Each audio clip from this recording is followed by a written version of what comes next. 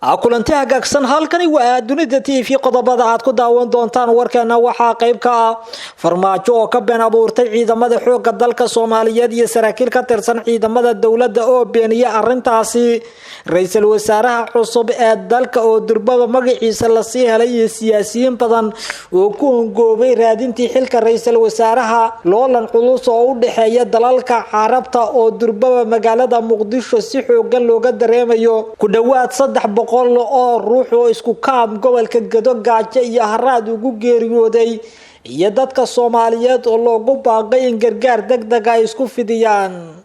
qodobadaas iyo qodobo kale oo daasanayaad ku daawan doontaan warka dunida TV oo diyaar garooba hadii ay tahay markii ugu horeysay aan soo booqato ha moogana subscribe saarato YouTube-kan kana mid noqoto saaxiibada ku xiran mahadsanida ciidamada xoogga dalka Soomaaliyeed saraakiishooda ayaa been abuur ku tilmaamay hadal ka soo baxay kooxda ololaha ee madaxweyne Farmaajo doonaysa inay guri uga dhisaan magaalada Muqdisho madaxa ololaha guriga loo dhisay Farmaajo ninka lagu magacaabo Cabdirashiid Duqa ayaa sheegay in boqolaal ka tirsan ciidamada dawladda ay soo direen lacagooda mushaarka si guri qasriya loogu dhiso madaxweynihii hore ee Soomaaliya mudane Maxamed Cabdullaahi Farmaajo waxa uu sheegay in ciidamadu furimaha ay ka soo dirayaan lacagta deetana ay ku leeyihiin mahadsanid mudane madaxweyne waa ciidamadii aad dhistay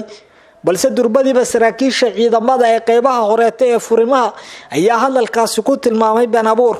ciidamadu waxay sheegeen inay ahaayeen ciidamo qaran oo qaada jiray mushaar qaran ee aysan qof gaar ah u shaqeyn jirin waxay wax laga xumaado ku tilmaameen in ciidamada loo adeegsaday inay ahaayeen dad uu qortay oo uu meel dhigtay isla markaasna uu asagu sameystay madaxweynihii horeeta ee Soomaaliya mudane Maxamed Cabdullaahi Farmaajo saraakiil ka tirsan ciidamada xoogga dalka Soomaaliyeed ayaa sheegay in hadalka ka soo yeeray afayeenka dhinaca warfaafinta u qaabilsanaa Farmaajo iminkana horbooda iyo guriga loo dhisay uu yahay been abuur isla markaasna ciidamadu ay ku howlan yihiin difaaca qaranka iyo inay shacabkooda ka ilaaliyaan dhibaatada dhinaca amniga balse aysan wax shaqo ku lahayn guriyada dhisayo iyo dad gaar ah inay shaqooyin u qabtaan saraakiishu ciidanku waxay wax laga naxo ku tilmaameen in ciidamada qaranka la suurad xumeeyo iyadoo laga dhigayo in ciidamadu ay ku xiran yihiin qof xukunka jooga ama qof ka taga waxay sheegeen in ciidamadu ay yihiin ciidamo qaran oo ay soo shaqeeyeen dawladda federaalka Soomaaliya oo habba maamulkeedu isbedelayo ay u sii shaqeyn doonaan ma jirto sabab aynu qof gaar ah ugu gurmano ama aynu guri ugu dhisno annaga ayaa u taagan difaaca shacabka Soomaaliyeed waxaynu joognaa furimaha dagaalka mana jirto sabab aynu u diri karno lacag qayro sharci darro oo aan loogeyn halka ay marayso iyo cidda isticmaali doonta ayuu yiri mid kamid ah taliyaasha ciidamada xoogga dalka Soomaaliyeed gaar ahaan guutooyinka ka howlgala gobollada Shabeellooyinka oo war qoraal soo dhigay bartiisa Facebook dhinaca kale saraakiisha ciidanku waxa ay sheegeen inaysan jirin askar ka tirsan ciidamada dawladda oo muddooyinkii ugu dambeysay baraha bulshada lagu baahiyay inay ka xun yihiin in xukunka uu wareejiyo madaxweynihii hore ee Soomaaliya saraakiishu waxay sheegeen in kooxda dhinaca dacaayadaha u qaabilsan Farmaajo ay faafiyeen warar sumcad dil ku ah ciidamada qaranka kuwaas oo laga dhigay shakhsiyaad si gaar ah u taageera Farmaajo balse aan laga dhigin ciidamo qaran inay yihiin tilaabada ayaa dabarjab ku ah madaxweynihii hore ee Soomaaliya oo habeenkii xalay afayeenkiisa dhinaca warfaafinta uu sheegay in lacagaha ugu badan ay ka imaanayaan dhinaca ciidamada dawladda ra'iisul wasaaraha cusub ee la soo magacaabi doona dhawaan ayaa durbaba magaciisa la sii helaya ila wareedyo lagu kalsoonaan karo oo aynu helay ayaa xaqiijinaya in la tashiyadii ugu dambeeyay ee la xiriira arrimaha magacaabida ra'iisul wasaaraha cusub uu ka dhacay xafiiska madaxweynaha Jamhuuriyadda Soomaaliya ilaa iyo haatan waxaa la sheegay in madaxweynaha Jamhuuriyadda Soomaaliya uu hadal la yeeshay odayaal dhaqameedyo siyaasiyiin xildhibaano iskugu jira labada aqal iyo mas'uuliyiin kala duwan kuwaas oo kala hadlay arrimo la xiriira dhismaha xukuumadda cusub oo ra'iisul wasaaraha dhawaan soo magacaabayo ra'iisul wasaaraha waxaa la sheegay in iminka la isku raacay inuu noqdo shakhsi ka soo jeeda deegaanada Puntland gaar ahaan beesha Majeerteen siyaasiyiinta gudbisaday CV-gooda inay doonayaan doonayaan xilka ra'iisul wasaaraha waxa safka horeetay uga jira Dr. Axmed Maxamed oo loo yaqaan Saadiq Aynow waxa uu muddo ahaa siyaasi iyo sidoo kale aqoonyahan Soomaaliyeed waxa la sheegay in qaybo badan oo kamid ah la tashiyadii uu sameeyay farmaajo la isku raacay in Aynow uu noqdo ra'iisul wasaaraha la magacaabi doono 12 bishan markii caleemasaarku dhaco kadib madaxweynaha jamhuuriyadda Soomaaliya ayaa la sheegay inuu qaatay talooyinka loo soo jeediyay waxaana suurtagal ah in arintan laga dhabeeyo oo ra'iisul wasaaraha dalka loo magacaabo Dr. Saadiq Aynow sida ay sheegeen ila wareedyo muhiim ah oo ka tirsan filla Soomaaliya dadaalka xoogan oo uu bixinayo madaxweynaha jamhuuriyadda Soomaaliya iyo la tashiyada ayaa sidoo kale macquul ah inay wax ka bedesho siyaasadda ku saabsan magacaabida Aynow maadaama la sheegay in madaxweynaha Puntland Siciid Cabdullaahi Dani uu arintaasi ka cagajiidayo siyaasiyiin markii hore safka hore kaga jiray raadinta xilka ra'iisul wasaaraha ayaa imika daadku sii qaadaya waxayna ku hareen kala reebyada horeete ee dhinaca siifiyada iyo rabitaanka dhinaca madaxweynaha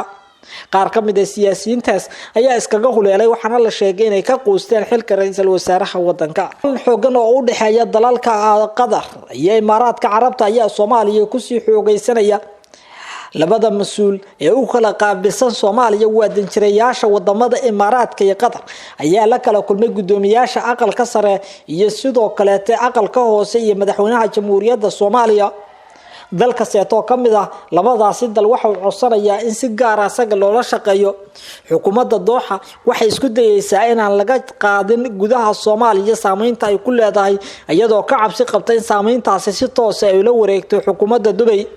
Dooxa iyo Abu Dhabi labaduba dadaal xoogan ayay ugu jiraan xiriirka Soomaaliya iyo in mid kamid ah saaxadda ay ka saarto ta kale balse Imaaraadka Carabta ayaa fursad wanaagsan haysata maadaama Imaaraadku ay qayb weyn ka ahayd sidii farmaajo meesha looga saari lahaa sidoo kale tan la aaminsan yahay in dhaqaale fara badan ay ku bixisay arrimaha la xiriira dhinaca doorashadii dalka ka qabsoontay oo ku soo baxay mudane Xasan Sheekh Maxamuud gudoomiyaha aqalka sare ayaa qaabilay mas'uuliyiinta ka socda dalalka Qatar iyo sidoo kale Imaaraadka Carabta madaxweynaha Soomaaliya Xasan Sheekh Maxamuud ayaa maanta sidoo kale la kulmay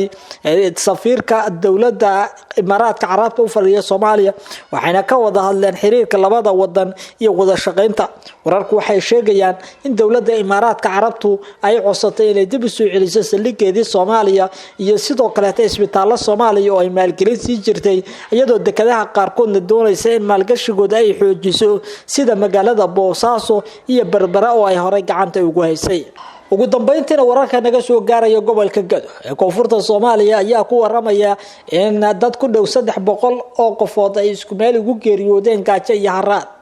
wararka naga soo gaaraya gobolka Gado ayaa ku waramaya in abaaraha ku dhiftay gobolkaasi ay sababeen in boqolaal qoys oo xoolahoodii soo waayay ay yimaadaan deegaano dhowr ah oo ka tirsan gobolka Gado gaar ahaan magaalada Baardheere mid ka mid ah dadka ku nool magaalada Baardheere ee gobolka Gado ayaa sheegay in kaam barakac oo ku yaala duleedka magaaladaas oo lagu magacaabo Iftiin ay ku geeriyoodeen dad gaaraya ilaa iyo 300 oo qofood kadib markii kaamkaas uu bartigeliyay dad kor u dhaafaya 4000 oo ka soo hayaamay deegaano kala duwan xoolahoodina ay soo dhaafeen mid ka mid ah wariyaasha deegaanka maxalliga ayaa dhankiisa sheegay in tirokoob la sameeyay la ogaaday in dadka geeriyooday ay gaarayaan 260 qofood kuwaas oo iskugu jira caruur waayeel iyo qaybaha kala duwan ee bulshada 6 bilood ee la soo dhaafay sida uu sheegay biyo ma haystaan hoy ma haystaan baadna ma jiro ayuu yiri mid ka mid ah dadka kaamkaasi oo warbaahinta la hadlay waxayna la daala dhacayaan dadka deegaanku xaalad adag oo aan la dhayalsan karin sida ay ugu sii noolaan karaan gobolka Gado waxa uu ka mid yahay meelaha safka horeeta uga jira abaaraha dalka ka jira dadkina xoolihii ayaa dhaafay mana jirto caawimaad weyn oo uga timid dhinaca dawladda Soomaaliya dadka Soomaaliyeed ayaa loogu baaqay inay isgarab istaagaan isla markaasna ay gurmad u fidiyaan dadka walaalahooda ee abaartu saameysay warkaad ka daawanayseen dunida TV waa geyntaas nabadgelyo